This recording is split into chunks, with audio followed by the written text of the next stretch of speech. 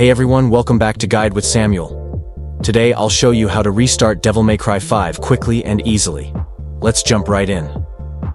Step 1. Launch Devil May Cry 5 on your PC or console. Make sure the game loads to the main menu. Step 2. From the main menu, select Load Game or Continue. Here you'll see your saved files. Step 3. To restart, you can either select a previous save at the very beginning or delete your current save file. Deleting the save will erase your progress, so make sure you want to do that. Step 4. On PC, your save files are usually located in your Documents folder under Devil May Cry 5.